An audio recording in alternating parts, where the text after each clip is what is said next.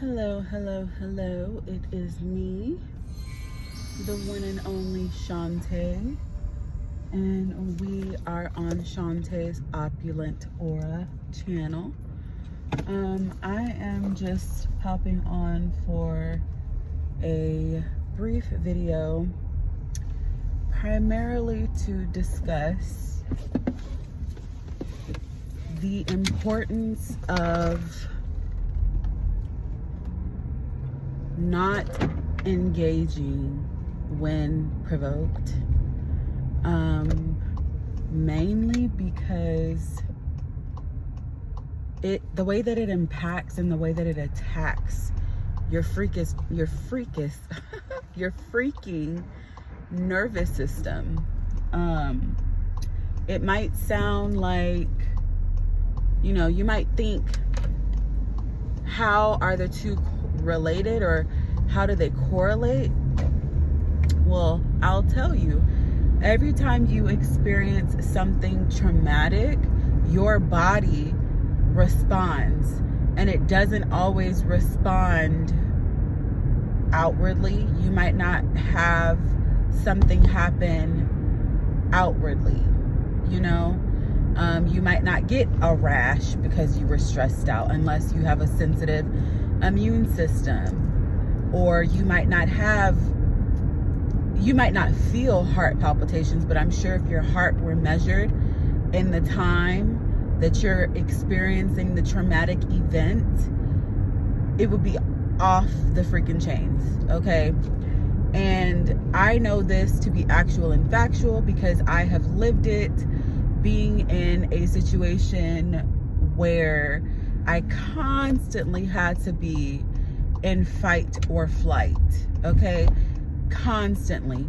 Being in situations to where your nervous system is not regulated is not good for the long term, okay?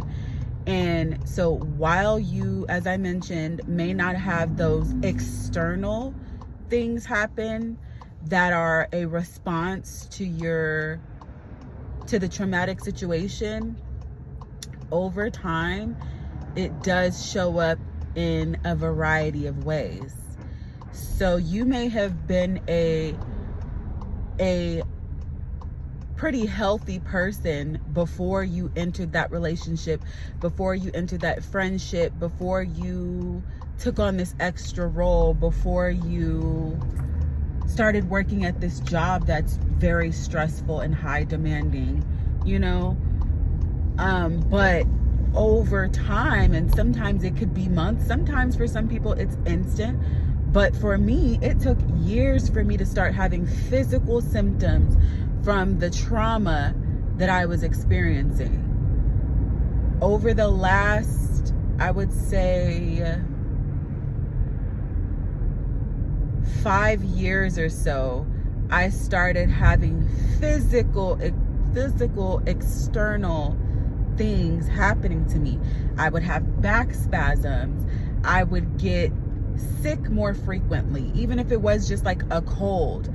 I would have way more UTIs, or way more circumstances to where, my vaginal health was just not the best. And that could have been for other reasons, and I will not go into that. But, stuff like that happens when you're out of whack. It shows up in different ways.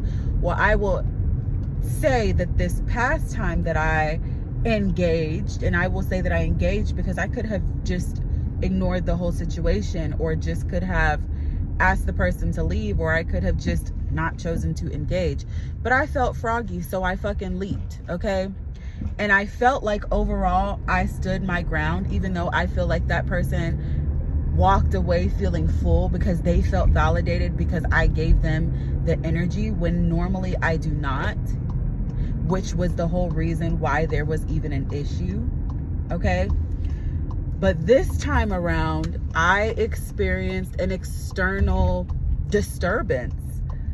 I literally had like a rash and like splotches all on my arms because my body, my nervous system literally could not compute number one, why I was still tolerating this shit and why I was dealing with this, but just the dysregulation of my nervous system, when normally I be stressed out because I'm a mom and because I work and because I've taken on a new project at work and because I have all these stats and things and deadlines and shit to meet like a normal person. You know what I mean? I'm not going to sit here and make it seem like, oh, because I'm just so, but really, like when I sit and I think about all of the things that I actually have to do for myself and then for others, it's a lot all the time across the board.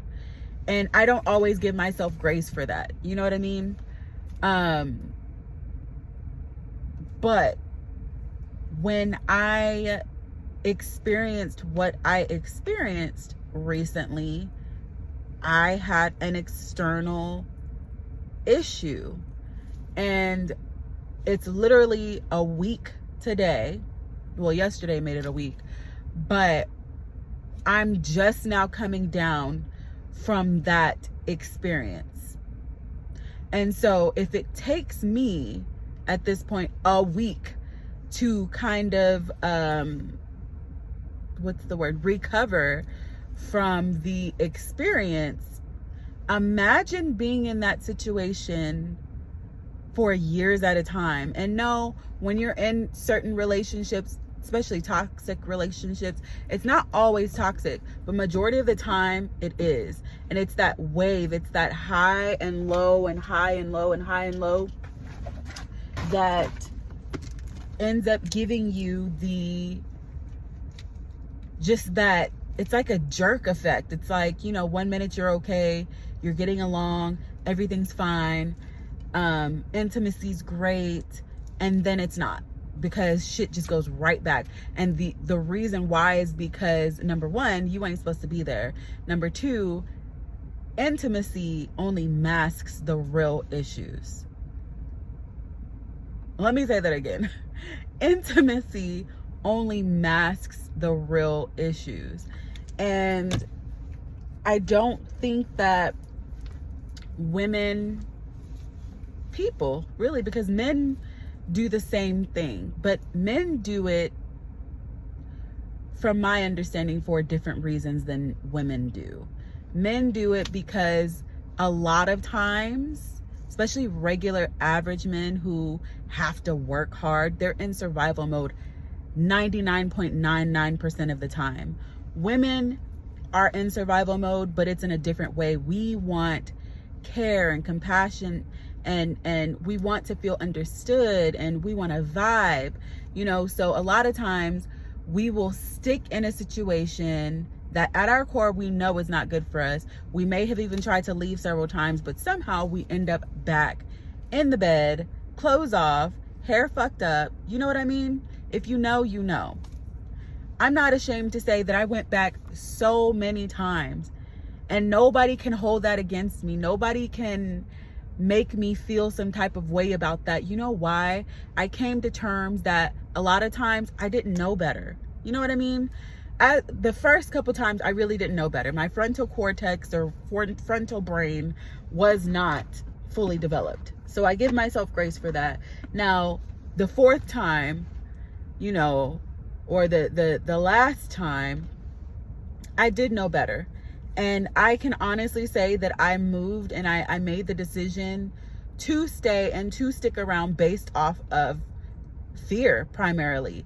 It was less about the love, and it was less about, oh, I just really want to make this work. Oh, I feel like this person is changing, or oh, I feel like this person is doing something different. It was more so that I saw something slightly different. I saw that there were some changes that I was looking for, but mainly when it came to like finances, there was a shift in that. And so I felt like, and because I was influenced by Sprinkle Life, and I felt like, okay, well, I'm married to this person. This person is supposed to be taking care of their family. They are supposed to be doing XYZ. So I'm just going to stick it out. And so for some women, and for I can really only say for some women. I'm not going to say for all. I'm not going to say for primarily, none of that, because every situation is different, okay? For some women, they are able to stick it out because their partner is able to take care of a lot of things. You know what I mean? Now, what that comes with, it depends on what you can handle. I cannot handle someone taking care of the bills, but then throwing it in my face later on. That's that shit that dysregulates your nervous system, because you got to be in fight and flight. Then you got to question, oh my God, are they going to actually take care of what they said that they were going to take care of? Now it's a problem, you know? And I understand that a lot of it for my particular situation was because we were literally just trying to do the best that we could with what we had. We were growing. We were trying different things, you know, when it came to finances and all that, you know what I mean? But I cannot tolerate somebody who claims that they want to be the leader, wants the responsibility, but when the responsibility comes, they bitch and cry about it, but expect the woman to not only handle the responsibility, but be ready to bust it open, be their best friend, be the nurse, be the therapist, go pick up the kids, be the daycare person, do the hair, don't spend money, save money, and still look good while you do it. Find somebody the fuck else to do it. Find somebody else. In fact, maybe go find a robot, because that's what you need. I'm not what you need. Okay? I'm not. And so back to the nervous system regulation. These type of situations where it's up and down and side to side and topsy-turvy, those things really fuck with your nervous system. And I knew that because, like I said, over the years, I was having all type of freaking random ailment. Like, it seemed random, but it wasn't. I remember one time I was having back spasms so goddamn bad, I did not know what the fuck was happening. I went to urgent care. They gave me a muscle relaxer. I took that for a couple days. I was fine. Bitch, it was stress. I was stressed out. And because I just kind of had been going with it and just trying to stick it out, my body was telling me, girl, we are in danger. Get up. Get up.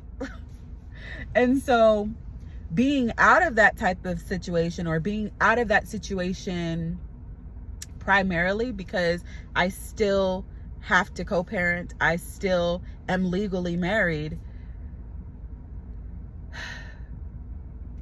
My goal right now, and one thing that I'm not going to stray away from, is the ability to protect my peace. And I don't care if that makes me the villain. I don't care if that means that people that call don't get a response immediately. I do not care. I do not like them Sam I am. I do not like green eggs and ham. It's Dr. Seuss week. Okay? Even though he was a racist, I think. Anyways, my point is just, I don't care how anybody feels anymore about if I'm not there for them when they have done nothing but push me away, when they have done nothing but give me the tools to live without them. My nervous system will be regulated. And I claim and I call my power back from every situation and every circumstance that did, and that I gave my power away to. I call it the fuck back. It is mine. And I encourage you to do the same. Stop letting people dysregulate your goddamn nervous system, because it's not worth it. Because in the end, that's taking away from your life, literally, mentally, physically, emotionally, and just all of the things. This is how women end up with cancer. This is how women end up with dementia. This is how, like, because they are so tied and so stuck, and they think that they don't have a choice. Bitch, I made the choice and I'm out. Audi 2000, and I'm not ever looking the fuck back. I don't care. You cannot convince me. I do not care. I don't. And I don't care how anybody else feels. I don't care. I don't give a fuck if I'm the villain in somebody's book. I don't give a damn, because Nobody can tell me what the fuck I experienced and what I still fucking experience, even being out of the situation, being fucking tormented by someone or people, or primarily someone who just has not found the true authenticity within themselves. I digress. Make sure that you do the work that you need to do to better yourself and to leave those type of situations. It's not always easy to just get up and say, oh, I'm done, I'm out. It's not always easy to do that. And especially when you're married and you have joint finances and you have things connected, I understand.